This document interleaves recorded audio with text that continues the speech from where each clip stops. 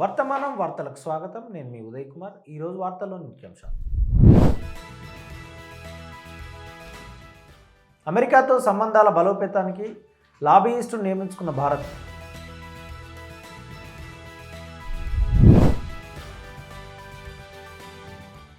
ఢిల్లీలో కూల్చివేత డ్రైవ్ సందర్భంగా పోలీసులపై రాళ్ల దాడి, 5గురికి గాయాలు.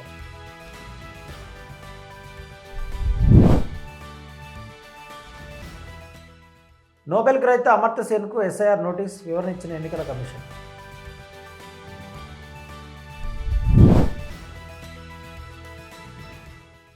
తెలంగాణలో జిల్లాలు, మండలాల పునర్వ్యవస్థీకరణ చేపడతామని పేర్కొన్న రెవెన్యూ మంత్రి పొంగులేటి.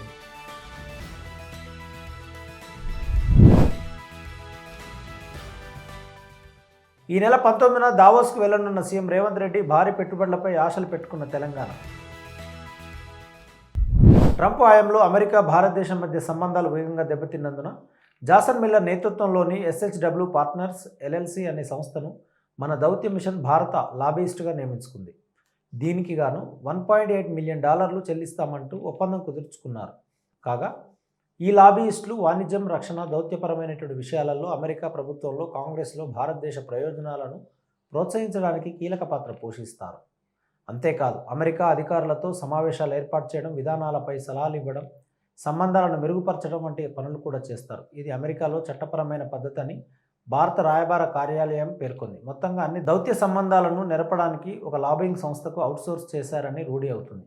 మిల్లర్ సంస్థ US ప్రభుత్వ అధికారుల మధ్య క్యాబినెట్ సెక్రటరీల నుండి వైట్ హౌస్ చీఫ్ల నుండి ఫ్యాక్స్ న్యూస్ యాంకర్ల వరకు కనీసం 60 వరకు పరిచయాలు చేసుకున్నట్లు జనవరి 4న Xలో పోస్టు చేశారు. భారతదేశం ఇప్పటి వరకు మిల్లర్ సంస్థకు 6 నెలల పని కోసం $9 లక్షల చెల్లించింది. 2025లో ఏప్రిల్ 2, జూలై 28న 2 దఫాలుగా ఈ చెల్లింపులు చేసింది. కాగా మొత్తం ఒప్పందం విలువ $1.8 మిలియన్లు. ట్రంప్ 2016 అధ్యక్ష ఎన్నికల ప్రచారంలో మిల్లర్ అత్యంత ప్రముఖుడు. ఆ తర్వాత 2020-24 ఎన్నికల ప్రచారాలలో ట్రంప్కు సీనియర్ సలహాదారుడుగా పనిచేశాడు. జనవరి 2025లో ట్రంప్ తిరిగి అధికారంలోకి వచ్చిన తర్వాత భారత ప్రభుత్వం తన లాబీయిస్టుగా మిల్లర్ను నియమించుకుంది. ఏప్రిల్ 24, 2025న ప్రారంభమైన ఈ నియామకం ఒక కీలకమైనటువంటి సమయంలో వచ్చింది. అంతకు 2 రోజుల ముందు ఏప్రిల్లో 22న ఉగ్రవాదులు కాశ్మీర్లోని పహల్గామ్లోని ఒక పర్యాటక ప్రదేశంపై దాడి చేసి కనీసం 26 మందిని చంపారు. ఆ కీలక సమయంలో మిల్లర్ నేతృత్వంలోని SHW లాబింగ్ సంస్థ భారత దౌత్యవేత్తల కోసం సమావేశాలను ఏర్పాటు చేయడం గురించి సీనియర్ US అధికారులకు కనీసం 4 డాక్యుమెంట్ కాల్స్ చేసింది. తదుపరి మే 7న పాకిస్తాన్ ఆక్రమిత కాశ్మీర్, పాకిస్తాన్ ప్రధాన భూభాగంలోని ఉగ్రవాద మౌలిక సదుపాయాలపై భారతదేశం దాడి చేసినప్పుడు ఫ్యాక్స్ న్యూస్లోని ప్రముఖ యాంకర్కు ఒక కాల్ చేశారు. ఆపరేషన్ సింధూర్ ప్రారంభించిన 4 రోజుల తర్వాత SHW పార్ట్నర్స్ సీనియర్ అమెరికన్ అధికారులతో అనేకసార్లు సంప్రదింపులు జరిపారు. జాతీయ భద్రతా మండలి director Ricky Gill, White House chief of staff Susie Wiles, White House communication director Steven Cheung, USTR గిర్క్లకు మిల్లర్ SHW లాబింగ్ సంస్థ ఫోన్ కాల్ చేసింది.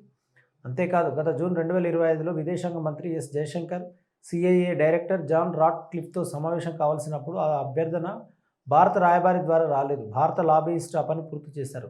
అలాగే బహుళ పార్టీల ప్రతినిధి బృందం అమెరికా ఉపాధ్యక్షుడు JD వాన్స్, విదేశాంగ కార్యదర్శి మార్కో రుబియోలను కలవాలనుకున్నప్పుడు భారత లాబీయిస్టు కాల్ చేశారు.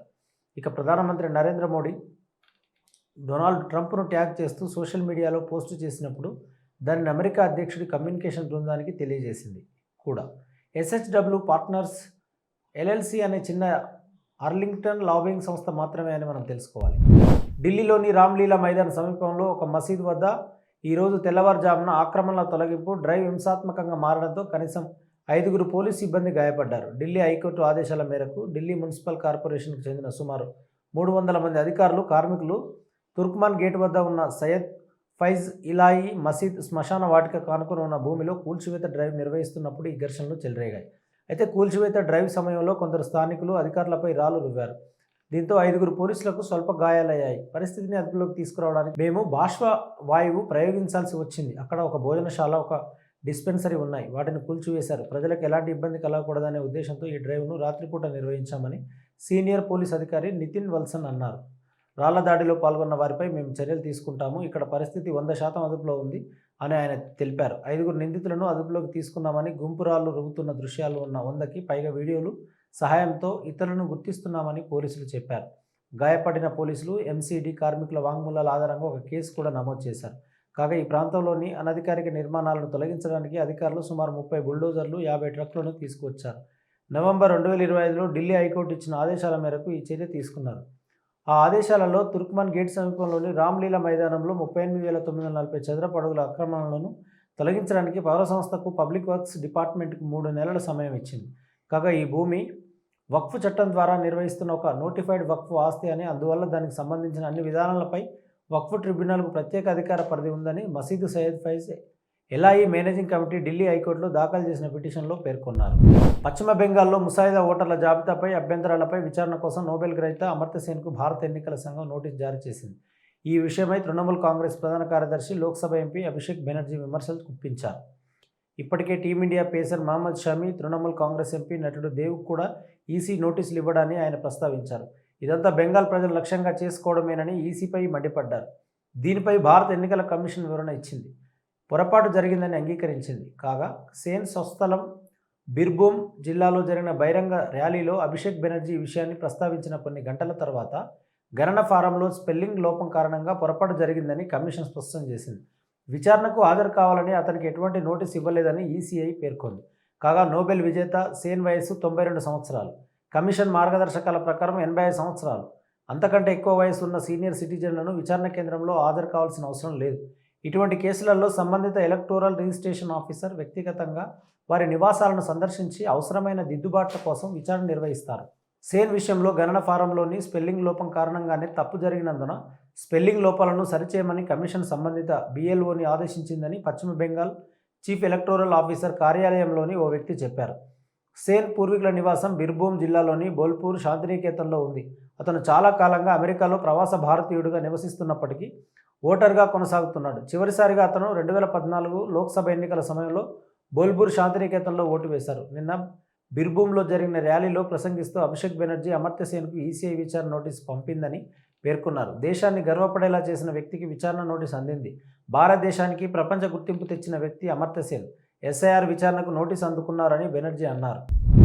రాష్ట్రంలో గత బీఆర్ఎస్ ప్రభుత్వ హయాంలో అశాస్త్రీయంగా జరిగిన మండలాలు, రెవెన్యూ డివిజన్లను, జిల్లాల పునర్వ్యవస్థీకరణను సరిచేస్తామని రెవెన్యూ శాఖ మంత్రి పొంగులేటి శ్రీనివాసరెడ్డి ప్రకటించారు. అసెంబ్లీలో ప్రశ్నోత్తరాల సమయంలో ఆయన మాట్లాడుతూ ఒకే అసెంబ్లీ నియోజకవర్గానికి చెందిన మండలాలు 4 వేర్వేరు జిల్లాల్లో ఉన్నాయని, ఇది గందరగోళానికి, అసౌకర్యానికి కారణమవుతుందని ఆయన ఎత్తి చూపారు. అంతేకాదు మండలాలు, జిల్లాలను ఏకపక్షంగా విభజించారని, ఇది పరిపాలనాపరమైనటువంటి అవకతవకలకు దారితీసిందని మంత్రి అన్నారు. కొన్ని సందర్భాల్లో జిల్లాల విభజన హేతుబద్ధమైన ప్రాతిపదిక లేకుండా జరిగిందని, కొందరికి అనుకూలంగా మరికొందరికి నష్టం కలిగించేలా చివరికి లక్కీ నెంబర్స్ వంటి అంశాలను కూడా పరిగణలోకి తీసుకున్నారని మంత్రి వివరించారు. జిల్లాలు, మండలాలను సరైన ప్రమాణాలు లేకుండా ఏర్పాటు చేయడం వల్ల సమస్యలు తలెత్తాయని పొంగులేటి అన్నారు. అప్పటి ప్రభుత్వం రాజకీయ ప్రయోజనాల కోసం కొన్ని ప్రాంతాలను జిల్లా, మండలాలుగా ప్రకటించిందని ఆయన ఆరోపించారు. దీని ప్రభావం నేరుగా ప్రజలపై పడుతుందని స్పష్టం చేశారు. ఈ సందర్భంగా అసెంబ్లీలో ప్రశ్నోత్తరాల సమయంలో సభ్యులు రామ్మోహన్ రెడ్డి, వీరేశం, పాల్వాయి హరీష్ తదితరులు లేవనెత్తిన ప్రశ్నలకు ఆయన సమాధానం ఇచ్చారు. ఈ పరిస్థితిని సరిదిద్దేందుకు రాష్ట్రంలో కొత్త మండలాలు, రెవెన్యూ డివిజన్లను ఏర్పాటు చేయాల్సిన అవసరం ఉందని ఆయన అన్నారు. ఈ విషయంపై రాష్ట్ర మంత్రివర్గం చర్చిస్తుందని, ఆ నివేదిక అందిన తర్వాత తెలంగాణ వ్యాప్తంగా పునర్వ్యవస్థీకరణ ప్రక్రియను చేపడుతుందని మంత్రి సభకు హామీ ఇచ్చారు. సభలో చర్చించిన తర్వాత అందరి ఏకాభిప్రాయంతో ప్రభుత్వం ఈ పునర్వ్యవస్థీకరణను చేపడుతుందని మంత్రి పొంగులేటి శ్రీనివాసరెడ్డి సభకు తెలిపారు. తెలంగాణకు భారీ పెట్టుబడులను ఆకర్షించడమే లక్ష్యంగా ముఖ్యమంత్రి రేవంత్ రెడ్డి ఈ నెల 19న దావోస్లో పర్యటించనున్నారు. 6 రోజుల పర్యటనలో సీఎం రాష్ట్ర ప్రభుత్వం ఏర్పాటు చేయనున్న తెలంగాణ పెవిలియన్లో ప్రపంచ ప్రఖ్యాత పారిశ్రామికవేత్తలతో సమావేశమవుతారు. అలాగే ఇటీవల విడుదల చేసిన తెలంగాణ రైజింగ్ విజన్ డాక్యుమెంట్ను ప్రపంచ ఆర్థిక వేదికలో ప్రదర్శించనున్నారు. ఈ మేరకు ఐటీ పరిశ్రమల విభాగాలు దావోస్లో ఉండే అంతర్జాతీయ పెట్టుబడిదారులకు ఈ డాక్యుమెంట్ను వివరించే పనిలో నిమగ్నమై ఉన్నాయని ఒక అధికారి తెలిపారు. అధికారిక వర్గాల సమాచారం ప్రకారం స్విట్జర్లాండ్ నుండి రేవంత్ రెడ్డి అమెరికాకు వెళ్లనున్నారు. అక్కడ ఆయన ప్రముఖ ఐటీ ఉత్పాదక కంపెనీలతో వ్యాపార సమావేశాలు నిర్వహిస్తారు. ఈ అధికారిక ప్రతినిధి బృందం ఫార్మా, గ్రీన్ ఎనర్జీ, డేటా సెంటర్లు మరియు లాజిస్టిక్ కంపెనీల ప్రతినిధులను కూడా కలిపి తెలంగాణలో పెట్టుబడులు పెట్టాలని వారిని ఆహ్వానిస్తుంది. అంతేకాదు 2025 దావోస్ సమావేశంలో తెలంగాణ అనేక కంపెనీలతో అవగాహన ఒప్పందాలు కుదుర్చుకుందని, అవి మొత్తం 1,78,950 కోట్లు పెట్టుబడి పెట్టడానికి ప్రతిపాదించాయి. తద్వారా రాష్ట్రంలో 49,550 ఉద్యోగాలు సృష్టించనున్న విషయం తెలిసిందే. ప్రతిపాదిత వ్యక్తిగత పెట్టుబడులలో అమెజాన్ వెబ్ సర్వీసెస్ 60,000 కోట్లు, ఆ తర్వాత సన్ పెట్రోకెమికల్స్ నుండి 45,000 కోట్లు, టిల్మాన్ గ్లోబల్ హోల్డింగ్స్, మెగా ఇంజనీరింగ్ సంస్థలు ఒక్కొక్కటి 15,000 కోట్లు పెట్టుబడులు పెడుతున్న సంగతి తెలిసిందే. WEF 2026 సందర్భంగా 2 లక్షల కోట్లకు పైగా పెట్టుబడులు వస్తాయని ప్రభుత్వం ఆశిస్తుందని, ఇందులో సింహభాగం గ్రీన్ ఎనర్జీ, ఫార్మా రంగాల నుండి వస్తుందని అధికారులు తెలిపారు. వాస్తవ వార్తలకు ప్రమాణం టీవీ వర్తమానం. ఈ వార్తలు ఇంతటితో సమాప్తం. మరిన్ని విశేషాలతో మళ్ళీ కలుద్దాం. నమస్కారం. సబ్స్క్రైబ్ చేయండి, షేర్ చేయండి, కామెంట్ చేయండి. వర్తమానాన్ని ప్రజల్లోకి తీసుకెళ్ళండి. ధన్యవాదాలు. Thank you.